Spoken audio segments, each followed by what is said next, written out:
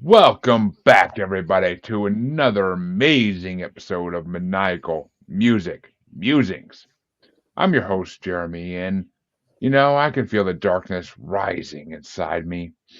I believe you gotta die sometime, even if it's during the thrill of first love. At least I got to live as an all-American prophet rather than living in a spooky Mormon hell where we go two by two, where the wounds are never healed. Because being a Mormon and all that, we'll get into that later. I apologize, folks. My co-host, though, has been cast into the flames for his wasted life.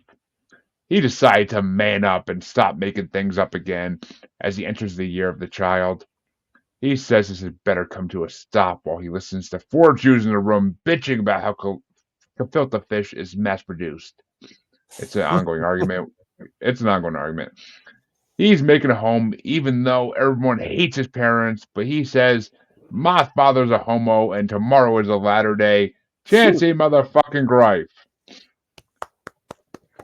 Thank you. Thank you. Well done, Hi. Jeremy. Great. Chancy, two ovations in 2 nights, dude. I am on a roll, motherfucker. But yes, folks, welcome back to Maniacal Music Musings. We are always glad to have you here and to join your musers nationwide as you listen to this amazing podcast. We are, of course, joined by guests, because why wouldn't we be? No one wants to hear just two of us talk about our music taste, because y'all experience that enough. Our guest tonight, though, and I totally forgot to ask this beforehand, but our guest tonight, I'll help you. Benjamin Kintisch. Kintisch. I got it right. I got it right. Yay! Screenwriter, teacher, and creator of the Life Review musical, which we're going to let him get into that in a little bit. But how you doing tonight, Ben? I'm doing great. As we discussed before we started rolling, I'm stretching my comfort zone. I'm appearing on a video podcast in an outfit I would generally call schlumpy. As in Schlumpy?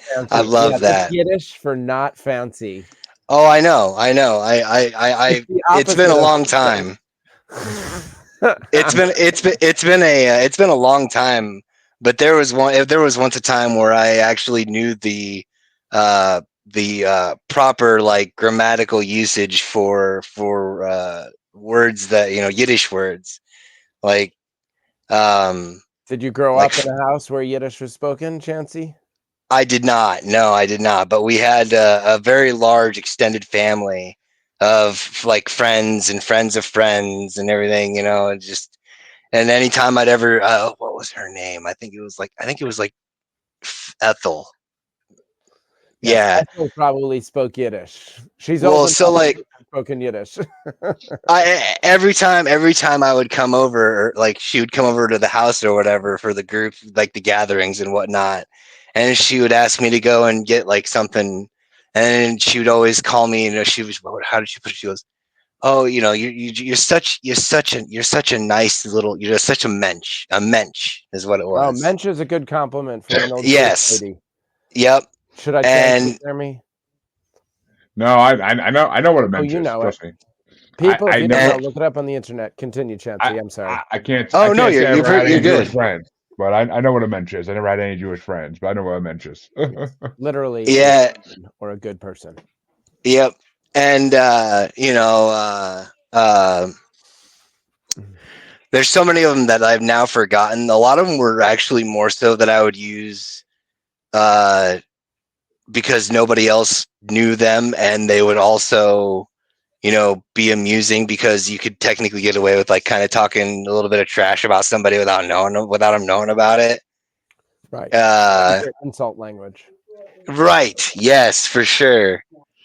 No, I love it. It's been so long since I had actually been able to hear it, and when you had said it, I was like, "Oh my god, yes!" Oh well, I've been that delighted you, Chancy. It's funny because I speak a decent amount of Hebrew. I speak very little Yiddish. Like I know a lot of assorted words. My mother, I believe, as a child, could speak quite a bit of Yiddish because she had grandparents who lived with her who spoke primarily Yiddish. Yeah. So her Oh. first language was English, but she had Yiddish in her ear. So then my mother speaks perfect English, but she has a little bit of that lilt that New Yorkers of a certain age have, and I think that some of that inflection is the Yiddish language. You know what? I know. Yeah, it makes sense, and then I know exactly what you're talking about as far as for like that. It's like a sub accent, like a sub genre to an accent. I totally get it. A lot Yeah. of British comedians who played the Catskills had a certain swing and bounce to their rhythm. It sounds to my ear, it sounds Yiddish in a lot of it, and so that's the historical two generations back. The comedians were doing another language, Right. So My not such a crazy idea. My favorite one that I always used to throw around would be like when they would be like when the girls would be sitting around gossiping and whatnot, they'd be talking about who was shipping who, and it's like, wait, huh? And Ethel, super awesome old lady, was always like, she would tell me what it was when nobody else was around. I'm like Ethel. I just want to know who was Ethel Stupping. I was like, what is Stupping mean? She's like, listen, when you get older, ask your mother. And I'm like, oh, okay, all right, fair enough. And so, without answering. Yeah, basically, because my mom would do the same thing too. Like if I was about to ask a question that I probably should know the answer to at the age I was asking it, she would be like, "Listen, why don't you think about this, and in about 10 years, if you still need to know the answer to it, come and ask me, and I'll tell you." The 10-year delay. That's a good. I should try that with my daughter. She's 14, so the next time she asks a question, I'll be like, "Come back when you're 24." Well, it's more so of like it's like I'll tell you now, but do you really want to know? Because it's one of them like life altering, questions or answers that could potentially just mess up your outlook on life. But I have been meaning to ask. You said you're a teacher. What do you teach? So I'm a general music teacher. I teach kindergarten through 4th grade at Friends Community School. It's a Quaker progressive school, private school in College Park, Maryland. Nice. That's awesome. I also coordinate our after-school music lessons program, which I'm proud to say in my 3rd year of managing it, we're now growing to be a full school program. First, it was just for the big kids, and I've been adding younger classes each year. So we added There you go. Music Explorers this year for kindergarten, 1st and 2nd grade. Nice. Piano, drums, and singing and dancing in one class. Those are each choices. For the lower school kids, I'm just going to get everyone on the podcast to sign up for the lessons. Now, technically, if you're listening and you don't go to this school, you're probably not eligible, but I feel compelled to tell you all that you can also learn ukulele, piano. This year, we're adding strings for the first time. So that means violin, viola, cello, and double bass. Additionally, when you're older, you could also choose the band instruments, including the whole woodwind and brass family. Nice. Lots of choices. Oh, and guitar. Did I forget guitar? And yeah. Piano K-8. Piano is huge. So much piano. Yeah. You also forgot percussion because you need the next generation of Tommy Lee's. No, he did not. He didn't leave out percussions. He was talking about drums being there. Yeah, drums is very popular. I think it's I want to say our 3rd most popular instrument. Pianos are number 1. Then and that's guitar, also a percussion instrument. Well, technically, some say there's a controversy. Some people put it in mythical the keyboard family, and some really kooky people say no, it's a string instrument because there's strings on the inside. Strings on the inside, yeah. I'm on that percussion kick. It's a keyboard because there's enough keyboard instruments that account for the family. Think about it. You got piano, harpsichord, Hammond organ, pipe organ, melodica. The what is that? The the calliope or whatever it's called. The calliope. Yeah, you got it right. Absolutely. I thank you circus for that. folk. I hadn't thought of calliope all day. Circus folk. So here we are. Yeah, I mean, and you can't forget some good old cowbell because need more cowbell. But That was part of my that Well, was so that was when part of we my went to the percussion percussion environment. class, I wanted to tell my teacher more cowbell. Yeah.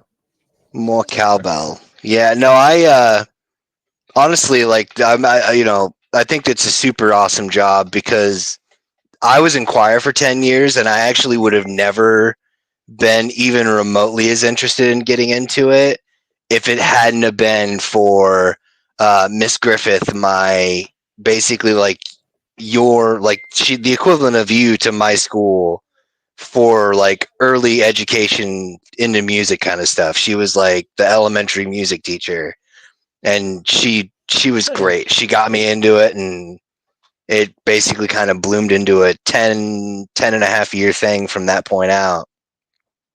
Shout out to There Miss you go. Griffith. That's awesome. For Exactly. sure. All right. Well, Ben, I'm kind of down to hear. What is Life Review the musical about? Because I looked at your website, I was like looking at it, and I'm like, I gotta hear this guy talk about this because it's interesting as hell. Thanks, Jeremy. I appreciate it. And thanks again for the opportunity to be here on your show.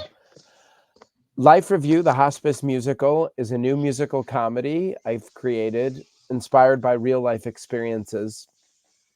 It's set in a residential hospice, and it's a celebration of life and death, of the stories that matter most, and the people we love who want to hear them.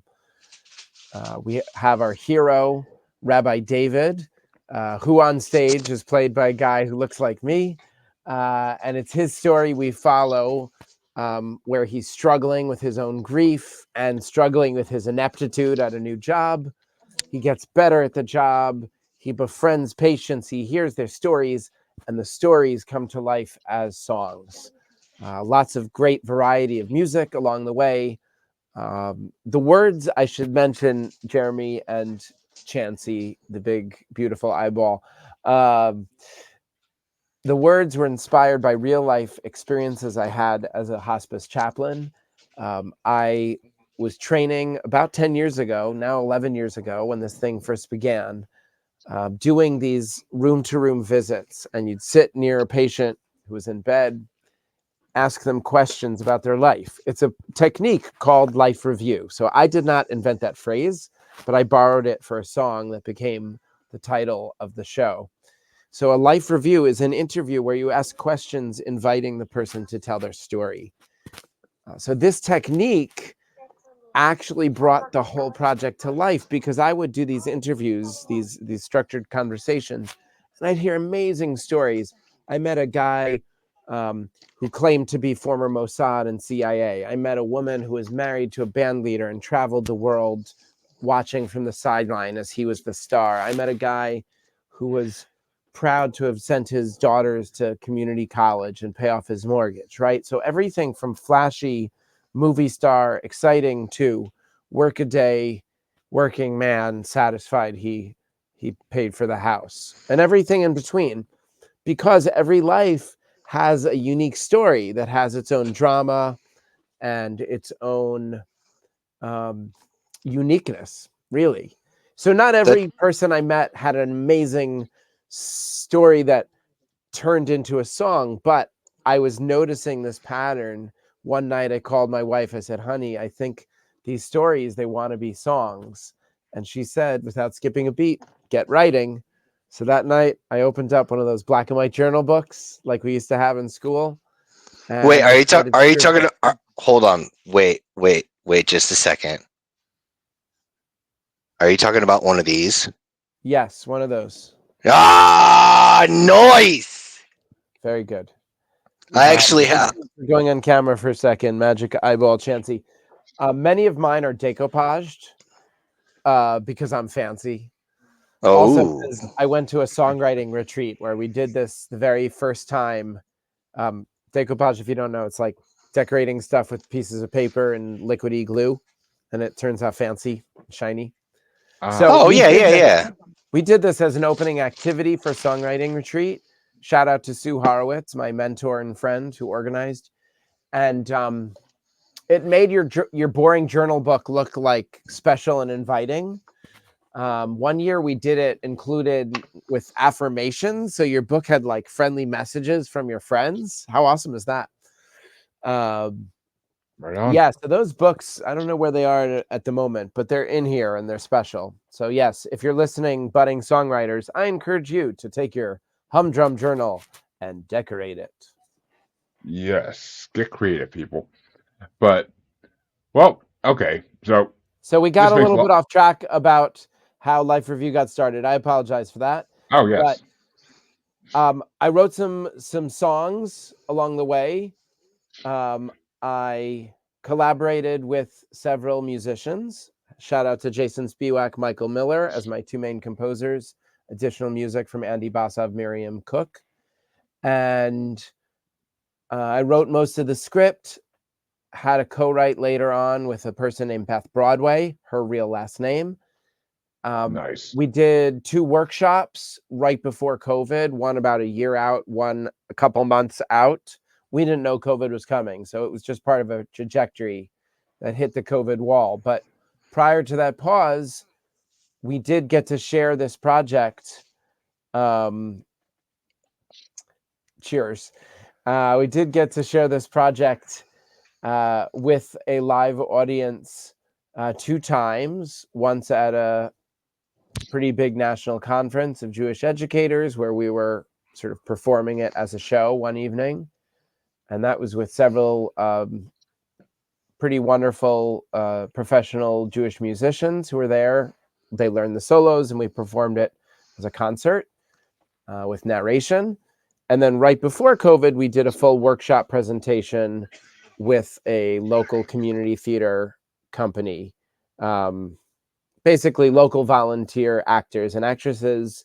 We rehearsed for like 4 weeks, relatively minimal time of rehearsal. We performed from books, which is typical for a workshop, and we had standing room only. It was an amazing night, like over 200 people, which is bananas for a new show that no one's ever heard of.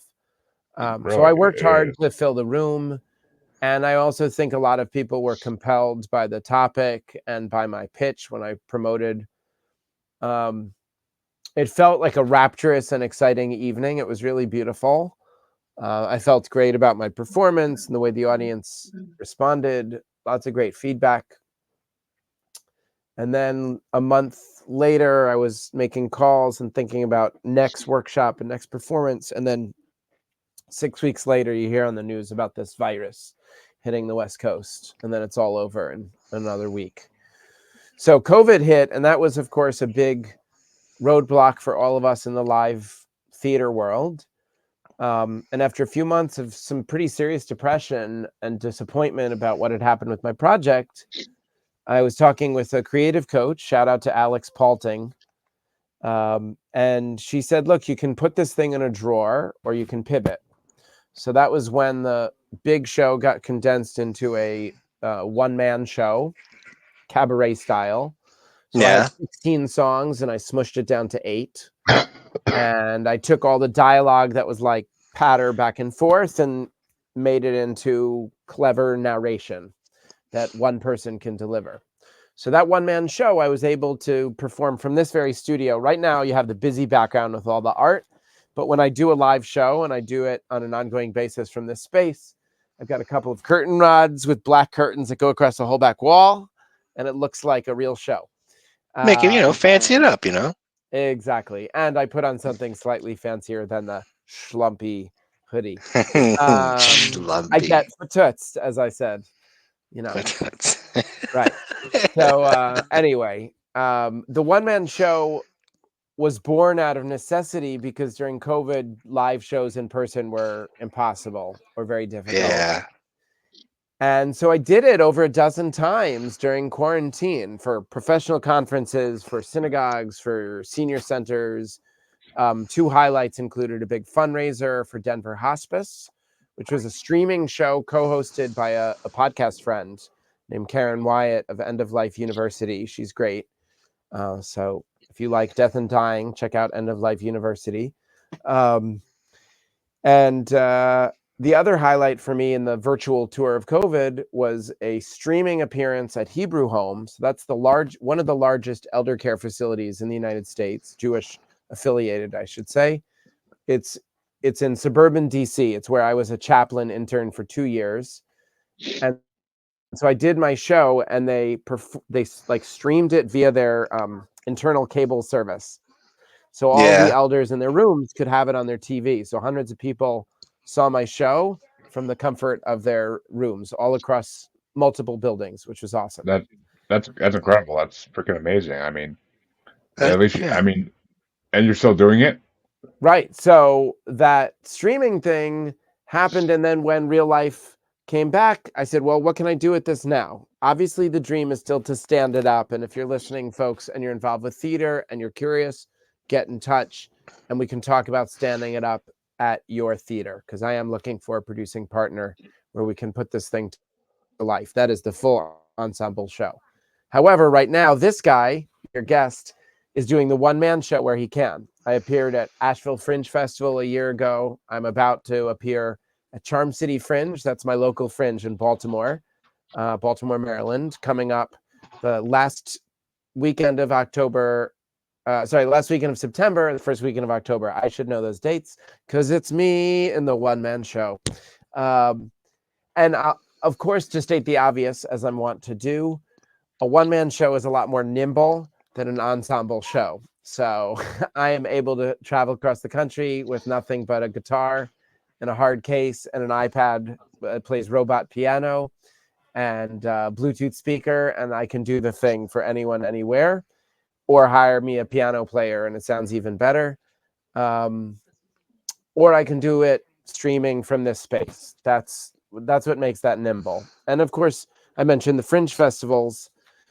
So Fringe festivals and also one-act festivals, they tend to ask for a shorter work. Fringe usually is 1 hour or less. So when I discovered that, I was like, oh yeah, I want it to be tight. So it works. 8 songs and a little bit of narration before and in between each song. When I do it in person, we often do a Q&A with the artist. And that's Life Review, the hospice musical, right? So we're still like the little musical that could.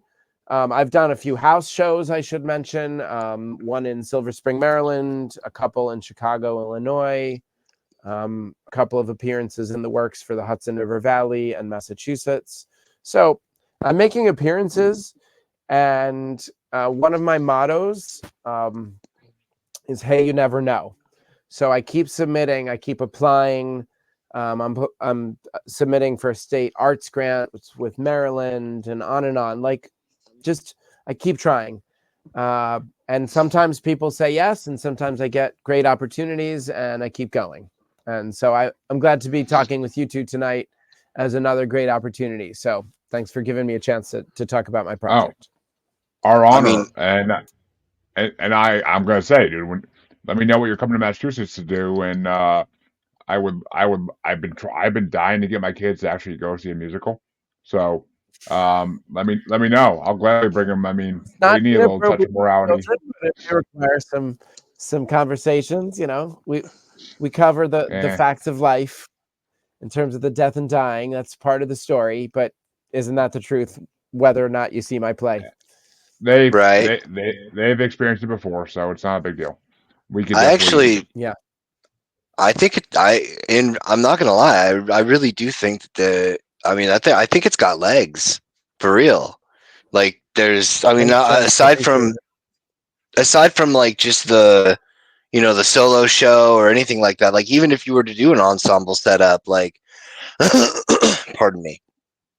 Um, while you were describing it, like in my head, I was thinking to myself as to like if it was to be like an ensemble type thing, like how could you format it or put it together to where you could have the narration by a completely separate party, like the whole voice of God business and stuff, and then have the independent stories play out, Mhm.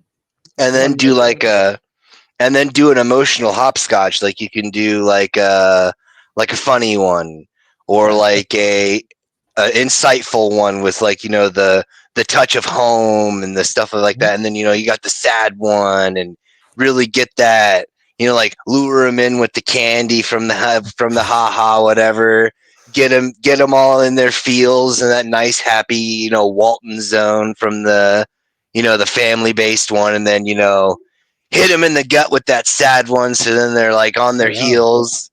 And then Chancy, I feel like you and I might have a co-write in our future. You know about this? Well, I mean, I honestly think that it's more of a scenario where coming up with original ideas is obviously difficult for anybody, but like I think that what my secret, like, superpower is, if you will, is the ability to sharpen something. Like if somebody comes to, like, oh, like I'm working on this guitar riff and I can't get past this one part and I can't think it, and then they'll play and then I'll be like, oh wait, instead of do this, just do that. And it's a very subtle change to it. And then they're like, oh my God. And then they move on with it. Nice. But no, like, for real, I really do think that that's a really good idea, as far as like not even just like a generalized thing. Like you could definitely make a thing out of it, especially. You see it, Chancy, and I appreciate it. And as you described it, I'll give a little more description of how I see it. The rabbi is on his journey. Opening scene, he's on his knees planting bulbs. We soon learn in memory of his deceased parents. And 6 months later, at the end of the play, yes, the bulbs come up as a sign of hope and renewal. Mm-hmm. But over the course of that journey, he kind of stumbles a bit. He's brought low, and he kind of has to remake himself, the hero's journey. And he doesn't go that far. He's just in the rooms, but in those rooms, he gets to go on these journeys as the listener to everyone else telling their life story. One way I imagine it is that they get up, which is a thing that happens in theater, right? The sisters would get up and dance and sing. It happened in American Idiot, and it happened in Charlie and the Chocolate Factory, when he hops up out of the bed, and Hair, and a few others, right? Everyone gets out of their hospital beds and dances. So why not hospice people? But they, whether it's a power ballad where you just need to get up and do a power stance. I mean, that's how I imagine it. I'm not a director. I'm definitely want to work with a director for the next iteration, but there's also possibilities. It has been suggested that even though we're physically in the space called Hopeful Hospice, like a residential hospice facility, we all get to go on these transformative journeys or transportational. Maybe transporting journeys. Some idea where, like, what one favorite song is called "Will It Still Snow," and this is one of your tear jerkers, Chancy. It takes place in New England, so she's imagining when she used to be in Massachusetts and go skiing with her boys. So for her, snow is a happy memory. And it kind of plays with some of the metaphors of death and dying, where usually snow historically means death and dying. For her, snow is life. Snow is adventure. I was going to say, or the winter being, the end, the end phase of life cycle. Yeah, I got you. Both. Yeah. So I was playing with that song. I was playing with all kinds of metaphors, but the questions speak to a very central concern of a lot of dying people, right? Is life going to go on after mine ends? So it can be as specific as, will the lives of my loved ones go on? And I talk about that in the lyrics of that song, but also, like, will the world go on? When I wrote it, I wasn't specifically thinking of climate change, but many listeners have now ascribed meanings related to, like, will snow keep on coming? Like, there's a reality that the industry is in trouble, certainly close to where I live, like Pocono Mountains. Give them 10 years. They're lucky. But, like, I don't know. I hope I'm wrong and my daughter gets to keep skiing for another few decades in this region. But that's a question some people have. Will it still snow? Like, literally. But I think the poetic meaning of the song is, when you're getting close to the end of your life, you're wondering what's going to happen. to all these people, especially if you've always felt yourself like a caregiver. When I was a chaplain, remember these songs and stories were based on experiences Real I events, had. yeah. Yeah. A lot of people expressed this concern about either unfinished work or worry, would people be okay? And that was especially common people who are women, mothers, grandmothers, and sometimes their plus ones, their significant others or their adult children had to reassure them and say, we're going to be okay. Right. So that song speaks to that deep longing for reassurance. And when I perform it, you know, I'm a man, 44 years old. I don't present in any way as like a 50-something white Italian, but I embody the feeling of the song. Someday when I have an ensemble cast, you know, obviously it'll be a woman singing the song. But when I perform the 8 songs in the cabaret style, I slip into the different characters by focusing on the feeling. For that one, it's a feeling of sadness, a little bit of anger, Yeah. because she's a woman who's not old enough to die, and yet there she is in the hospice, wondering if her friends are gonna turn old and stuff like that. So that one's a real tearjerker and very beautiful. There are other ones that are silly. There's one that's a little bit raunchy. People love to hear about that one. It's not in the cabaret version. You got to get the full length show to get this one. This is called This Time, and it's a sort of raunchy R&B number where the patients are all lusting after the care team. It's very funny and it's very true, because if you've ever been holed up in a hospital, I don't care how old or young you are, you know, you're like checking out the team, because it's like, what else are you gonna do? Oh God, yeah. Never They're all mind. going here and there, and they're all nice to you professionally. So that song is all about that. So it takes a lot of R&B tropes, and it adds, you know, like, this time I'm gonna sponge you clean and so forth. Yeah, so that one's no, funny. I mean, And then we got some sad ones and some hopeful ones, some prayerful ones. We go all over the place. Hello, Bunny. Snickers is our new mascot, Chancy. Just a heads up. right on. Okay, it's not a competition, but I want to show you one of my mascots. Oh boy. I'm gonna call him Artie. What do you think? What the heck is that? It's You, it's a figure. It's for figure drawing. Ah, But because I have it's kind of like. No, go ahead. Sort of like By the all figure means. from Burning Man. Yeah, and I was gonna say it's used. I think it's used for like people who are learning how to draw and people who use it later on to help kind of get used to the form, like drawing the physical form. Am I wrong there? Or? Yeah, no, that's what I use it for. It's a lot of fun. I'm not a particularly how do I put this? I'm not an aspiring studio artist, but I like to play in visual mediums, especially Yeah. drawing and watercolor. I couldn't draw a straight line to save my life. Very helpful. No, Chancy. Let me proselytize cheerful, process-oriented art for people who don't think they're good at art, because I think it's good for all of your other creative things. I heard you make a comment about guitar. Are you a musician as well? Yeah, actually, I got like, I don't know, 20 some odd years or more ago. I got really sick with this it was an undiagnosed at the time, like stomach issue. Like all I was able to do at the time, I'm like 260 pounds now, but like I was always really skinny to begin with. But I went from like 160, because that was my weight at the time.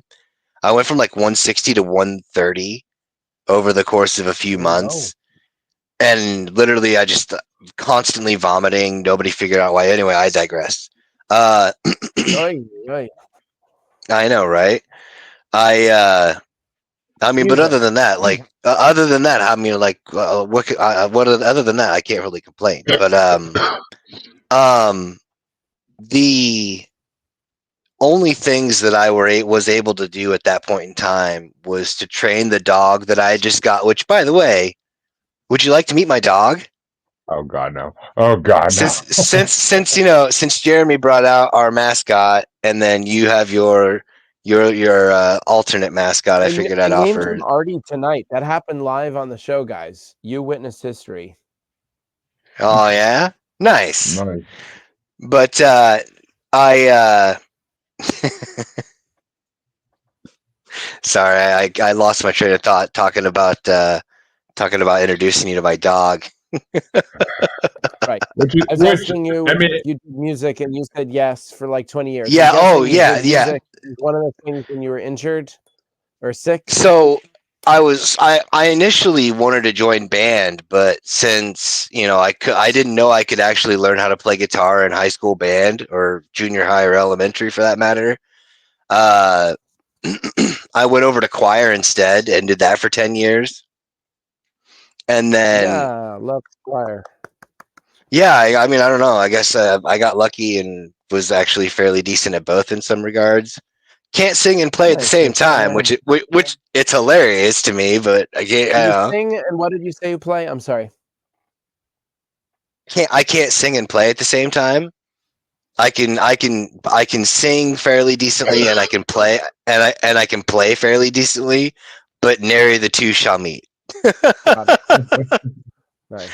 But when I got sick, the only things I was able to do was to train my dog, and then I taught myself how to play guitar by ear. Like Oh, awesome. just got like an old. I shouldn't say it old. It was a pretty decent Ibanez, and then I just sat there and went from.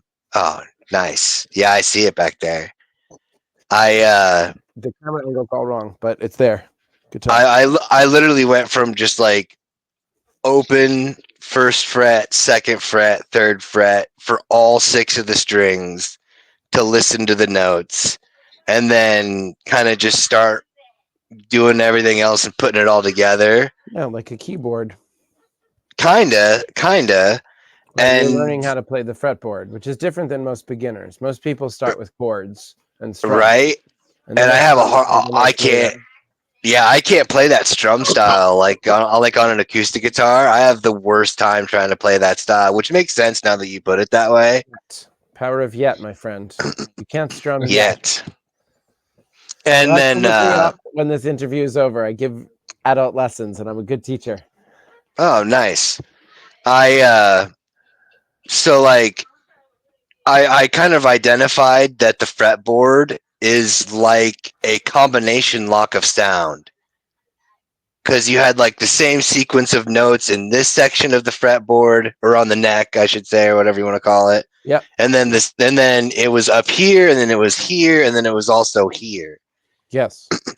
And then it was basically just kind of like, for lack of a better term, bumblefucking my way through it, trying to figure out how to walk the avenues and do all the things. And Guitar Hero, of all things, actually helped me learn how to play real guitar better, because while I was playing the Guitar Hero, I could actually hear the notes from the songs, and then turn around and then find the note. Like I said, open 1, 2, 3, 4, 5. Going based off of what string I thought it originated from, and then find a note, and then that's how I taught myself how to learn to play the riff from Possum Kingdom. Awesome. Nice. Well, folks, 40 minutes in, and Snickers saying, "Get to the albums." Let's talk about the album. Oh, I'm sorry. Yeah, that's my bad. That's totally my bad. No, I love a 40-minute intro. It guarantees you'll never sleep. How dare you, Chancy? But yes. So, what album did you want to bring there, Ben? Though I will say this album makes a lot more sense now. What, the one that I picked? Yes. Which one did you pick, the and album why did you I want to bring that one? For favorite to share with my 2 new friends, Jeremy and Chancy, is called Falsettos. It is a double album. It's a musical comedy. by William Finn. Originally created as two separate one-act musicals that were presented and produced off Broadway several years apart. And look it up on Wikipedia. I don't remember the entire history, but just know that eventually it was put together, made it to Broadway, and was like kind of a minor hit. It's a wonderful play, challenging topic matter. It's about several types of families who are all kind of in a friendship circle in New York City in the early 80s as the AIDS crisis is coming on. So the main character, Marvin, Jewish man married to Trina in the beginning of the play, his marriage breaks up as he runs off with his male gay lover. I guess that's redundant, but worth being clear about that. This was a time, of course, friends, that lots of gay men were getting married to women because that was what people did. And so it was kind of a thing that was also happening, that men sometimes came out and divorced. So that was a thing that was happening in the play, among other subplots. And then in the second act, things get darker when AIDS comes on the scene. So in the first act, it's like just before AIDS is appearing. And in the second act, AIDS comes on. And I don't want to spoil it because honestly, I think it's quite a spectacular piece of work. And I encourage anyone listening who's never heard of it to look it up. Give yourself maybe 2 days and listen to it in 2 parts. It's a lot, but it's also wonderful and funny. It's quirky. It's got a couple of my favorite tenor songs. Like, I'm a tenor, and so I can sing big ta-da songs. So a couple of the big songs in there that the men get to sing, including The Games I Play, are just phenomenal songs that are very exciting for me to sing. So I like that. I've seen it on stage on Broadway once, on touring Broadway type thing once, at a regional thing once, like 3 or 4 times. And every time I weep my eyes out in the end, as one would do. So that's why I love it, and a little bit of an intro to the play. Did I answer your question? And then 4 ones that you didn't ask? Basically, but as our resident musical not lover, Chancy, what did you think of this album? All 2 hours and 12 minutes of it. I was gonna say you go ahead and go, and then I'll go last because mostly just because of the fact that, well, I mean, the cat's out of the bag, but like I ain't trying to shit on none of it, because I'm glad that I was able to hear the context. But the reason I want to go last is because I need a couple of extra minutes on my rant rather than whatever you would normally expect. I'm out. Yeah, you're good. No, I was going to say, though, Jeremy, the reason that I need that extra couple minutes is because of the fact that, like, oh, good God. I hope everything's okay. Yeah, hopefully everything's okay. Yeah. Kids be kids. I mean, I'm sure everything's Man. fine. It's just kids will react. I mean, but oh yeah, I was gonna say, but no, the reason I was gonna say have me go last is because of the whole obvious, everybody knows how I feel about musicals, but then on top of that, like I have a secondary haha on top of it, because it's like, for the first little bit of time before I kind of caught on, because like I didn't look into what the play was about or any of that stuff. So for a hot minute, during the entirety of the first track, like I was kind of like surprised you would allow this on the show, because of the fact of it, like the name of the first track in and of itself, and then on top of the conversational content and all the way that it's put and everything. And I'm like, is this like what kind of a fucking play is this? Like, what the fuck's happening here? Well, save that. But yeah, I can. Everything okay, Ben? He doesn't have his headset on yet. Oh yeah, true. Everything Um, okay there? Everything okay there, Ben? yeah, we had a little bit of a family emergency. We have a new dog and an older dog. Oh, There's a little bit of a fight. My daughter was hurt trying to break it up. Oh no. okay. Uh, Well, Yeah. I mean, do you need to oh, like take your daughter to the doctor? I need to attend to them now. So we're gonna make this a two-parter. Maybe start again another night, but I gotta bow off. I'm sorry. No, I no, gotta it's no. go all. be with But my you family. you have absolutely nothing to apologize for. No, you go No, I and enjoyed hopefully the everything's okay. part of the conversation. I think you should keep it, or we should keep it, oh, I and will. then I keep the will. I will. conversation going in a part two, if you can do that. Oh, Yeah, Are you able absolutely. to? if All you're right. I free need to next go Tuesday, for we now. actually go ahead. We'll talk. We'll talk in messages. Send me a message. We'll follow up. Yep. Yep. Okay. Well, good thing we have next Tuesday open anyway, so we'll have to continue it with him What then. the fuck? What in the fuck was